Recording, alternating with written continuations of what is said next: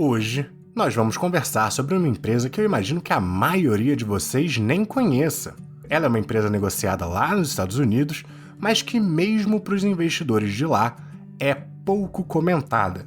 Então, uma empresa fora do radar, até para os americanos. Eu estou falando da John Bean Technologies, a maior empresa de automatização de linhas de produção alimentar para indústrias, contando com maquinário para a grande maioria dos processos envolvidos na preparação dos nossos alimentos, com máquinas para comidas de bebês, itens de padaria, cafés e chás, proteínas à base de plantas, laticínios e derivados, frutas, legumes, verduras, todos os tipos de carne, sucos, óleos, sopas e etc. Como sempre, vamos falar das suas vantagens competitivas, características da operação e fica até o final, que é lá que a gente calcula o preço justo dela por diferentes métodos de valuation. Possuindo diferentes soluções para a seleção dos insumos, corte e proporcionamento, e contando inclusive com análise do tamanho de cada peça e tendo o corte ajustado para cada uma, mantendo os devidos tamanhos de cada porção, contando também com soluções para desossar, misturar, empanar, injetar, marinar, cozinhar, seja por indução ou por fogo mesmo, fritar, desidratar, congelar e, por final, até embalar esses produtos. Dentro de cada uma dessas etapas, eles possuem algumas soluções para diferentes tipos de alimento que requerem diferentes soluções. Segundo eles, todas as suas máquinas são desenhadas com higiene em mente, sendo de fácil limpeza e de materiais e formatos que evitam centros de proliferação de impurezas. Talvez até por isso eles tenham também algumas máquinas para indústrias farmacêuticas e químicas. Então a gente pode pensar nela como uma empresa de tecnologia. Até recentemente eles tinham também uma parte de tecnologia para aviões e linhas aéreas, mas que foi vendida. De qualquer jeito, como empresa de tecnologia e automação industrial, ela fabrica e vende também diversos sistemas autônomos de empilhadeiras e transportadoras, com diferentes especificidades para diferentes indústrias, todas automáticas sem a necessidade de um piloto. Então, é uma empresa de automação industrial completa. Apesar da maior parte dos seus resultados virem da automatização da produção de alimentos, eu a vejo como uma empresa de tecnologia num setor que só tende a crescer. Afinal, a atratividade da automatização dos processos industriais é tão grande que até onde era menos esperado já começamos a ver essa tendência se manifestar, como o McDonald's começando com as suas lojas sem funcionários ou até a Amazon com seus mercadinhos também sem funcionários. No âmbito industrial, isso é ainda mais atrativo, porque permite toda a redução de custo sem a potencial reação negativa dos clientes. Tá gostando do vídeo? Deixa seu like, se inscreve no canal, se gostar muito é lá no Apoia-se que você pode fazer sua doação e também é por lá que você garante acesso a todas as funções aqui do nosso site de valuation. Lhe convido a visitar porque temos também 3 métodos totalmente gratuitos para quem quiser entrar nesse mundo de valuation.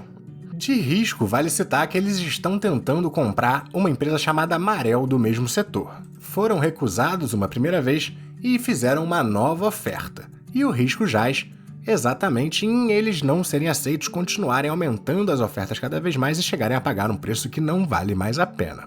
Antes da gente olhar os múltiplos e calcular o preço justo da empresa, quero dar uma olhada aqui nos seus resultados rapidamente só para a gente ver como ela está se comportando. Olhando para os 9 meses terminados em setembro, a gente viu um crescimento da receita em relação a 2022, com um aumento da margem bruta da empresa. Também vemos crescimento do lucro operacional e da margem operacional. E se a gente olhar para o lucro líquido, também cresceu bastante, mas está distorcido por esses valores aqui, que são da venda do lado do business deles, que era voltado para empresas aéreas que eles venderam. Então isso aqui é não recorrente. Quando a gente olha para o lucro líquido apenas das operações continuadas, mesmo assim a gente viu algum crescimento. Em termos de balanço patrimonial, ela conta aqui com um total de ativos correntes no 1 bilhão de dólares, ao passo que seus passivos correntes são de apenas de 584. Além disso, a gente viu um largo crescimento no patrimônio líquido da empresa, o que nos mostra que o seu balanço patrimonial tem qualidade, tem solidez. Em termos de fluxo de caixa operacional, eles também conseguiram crescer em 2023, olhando aqui no caso para os 9 primeiros meses, e a gente viu esse ano também uma grande diminuição da sua dívida líquida, que veio aqui agora apenas para os 119,1 milhões. Quando a gente compara o terceiro trimestre de 2023 com o de 2022, a gente ainda assim viu um crescimento nos novos pedidos. E a gente vê ela operando desde mais ou menos aqui do primeiro trimestre de 2022, perto dos 690 milhões de backlog, que são as máquinas que eles têm para vender já prontas, mas ainda em estoque. Além disso, é uma empresa de presença mundial, com 59% das suas receitas vindo da América do Norte, 25% de Europa, Oriente Médio e África, 9% da Ásia e 7% da América Latina.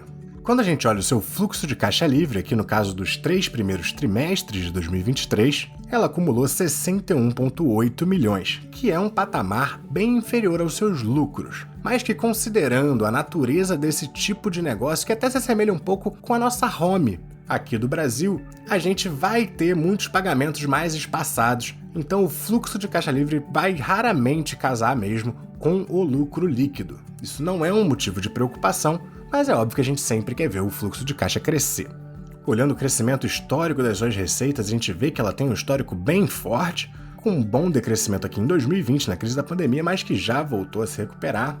E a gente vê a mesma coisa aqui, um largo crescimento do lucro líquido da empresa, que em 2022 já superava os patamares de 2019. A empresa se encontra atualmente com um PL de 24,54, que está mais para perto das bandas mais inferiores que a gente vê desde 2013. Dívida por EBITDA já bem mais baixa, junto com aquele movimento de queda da dívida que eu falei mais cedo no vídeo. Um ROI historicamente muito bom, mais perto aqui dos 18, 16. Deu uma estourada aqui, mas é por causa da venda, então aumentou esse ROI. A gente pode esperar, talvez mais perto aqui dos 16, 17 mesmo, que é ótimo. Porém, ela tem um ROI que não tão bom, mais apertado, que veio perdendo eficiência aqui e atualmente está nos 8%, que de fato não é um ROI maravilhoso, não é um ROI tão bom, mas também não é ruim. Como ela é uma empresa de crescimento, o dividendo dela é bem pequenininho, 0,43%, e não é isso que a gente está buscando ao comprar essa empresa aqui. Mas vamos ao cálculo do seu preço justo. Vou começar direto pelo método de Graham. Ela está custando aqui R$ 92,60 no momento da gravação. Quando a gente olha o lucro por ação do terceiro trimestre de 2023, que é o mais recente que a gente tem os dados, foi de 95 cents, que analisado chegaríamos aqui a R$ 3,80, com um crescimento que eu acredito ser plausível de estimar para ela nos 15%. E por ser uma empresa americana, uma taxa de desconto de 9%, a gente chega pelo primeiro método a um preço justo aqui de R$ 71,52, que é até consideravelmente abaixo do seu preço atual. Vamos então para o desconto de fluxo de caixa. A gente já viu que ela gerou 62 milhões nos 3 primeiros trimestres. Repetido isso, ela chegaria a um fluxo de caixa para o ano de 2023 ali mais perto dos 82, 84, 85. Como a gente está estimando para o próximo ano, eu vou botar um crescimento aí e vou estimar 115 milhões de fluxo de caixa livre para ela. Com uma taxa de crescimento de 14%, um pouco mais baixo do que eu botei para o lucro, uma taxa de crescimento perpétuo de 3,6%, com uma taxa de desconto perpétuo nos 8%.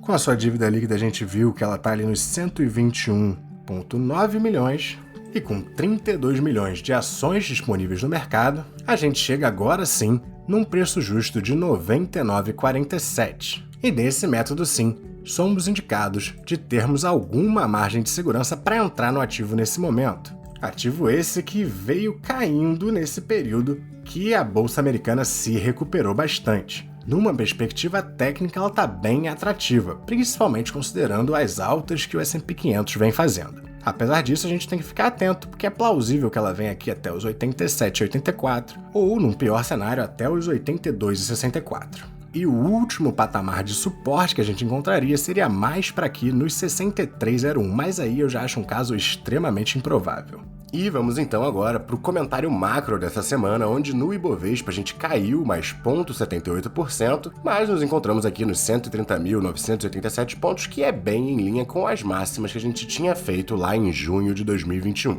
Então a gente ainda tem um mercado não com tantas oportunidades, mas a renda variável sempre tende a ter mais retornos que a renda fixa. A gente tem renda fixa para diminuir a nossa volatilidade, para adequar a nossa carteira ao nosso perfil de risco, mas não é porque a bolsa está subindo que a gente vai parar de comprar ações.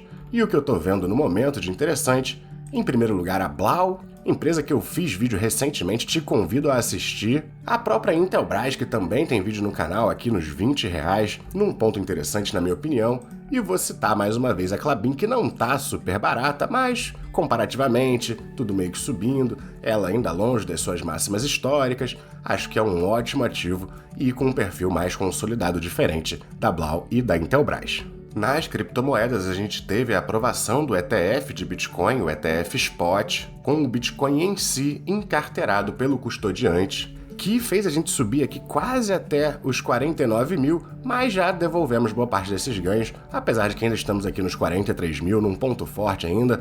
Bitcoin segue mostrando força, obviamente já não está mais tão bom quanto outros momentos, mas ainda estamos abaixo das máximas históricas, então para quem não tiver nada de Bitcoin eu não veria nenhum problema em colocar pequenas quantidades aos pouquinhos. O dólar também deu uma caidinha essa semana de 0,42% aqui nos 4,85. Praticamente, desde a pandemia que o dólar disparou, a gente não conseguiu quebrar esses pontos de resistência aqui para baixo. É possível que a gente continue caindo, mas por via das dúvidas a gente já está vendo uma recuperação na economia americana, estabilização da inflação deles. Então, eu ainda acho que é um bom momento de dolarização, só que, claro, procurando ativos lá, não o dólar puro. E lá fora eu vou citar a BTI, que também tem vídeo no canal, o PayPal, na mesma situação, já com vídeo aqui no canal, e, é claro, a John Bean Technologies, que é a empresa do vídeo de hoje. Muito obrigado por assistir até aqui. Se você chegou até aqui, saiba que você é um membro oficial do Clube do Finzinho. E como membro do clube, eu vou te fazer uma pergunta. Eu estava pensando em fazer um vídeo sobre a minha alocação setorial para 2024, mas eu já vi youtuber recebendo cartinha da CVM falando que não pode abrir os ativo por ativo que eles têm. Então, se eu fosse fazer isso, seria um vídeo só mesmo setorial, sem abrir ativo por ativo. E queria perguntar para vocês se esse tipo de conteúdo lhes interessa. Bons investimentos e até a próxima!